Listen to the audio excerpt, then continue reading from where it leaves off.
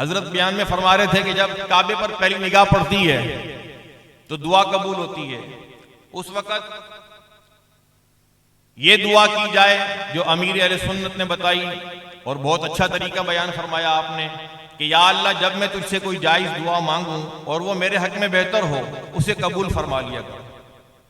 ये एक दुआ कबूल हो गई तो सारी जिंदगी जो जायज दुआएं मांगेंगे जो आपके हक में बेहतर होगी वो अल्लाह कबूल फरमा लिया करेगा। मैं सिर्फ चंद मिनट के अंदर आपको जो है ना शॉर्ट तरीका बता रहा हूं, लेकिन इसको आपने तफसील से पढ़ना जरूर है, ठीक है, इसको पढ़ना जरूर है। जब आप हरम शरीफ वहां पहुंचेंगे, मताफ में जहां तवाफ होता है, तो आप देखेंगे कि हजर अस्वद की सीध में ना आपको एक ग्रीन लाइट नजर आएगी। क्या नजर आएगी? ग्रीन लाइट नजर आएगी। वो निशानी है कि ये हजर अस्वद की सीध में लगी हुई है, ठीक है। वहां पहुंचकर आपने जनाब तवाफ की नियत करनी है, वो सारी इसमें लिखी हुई है।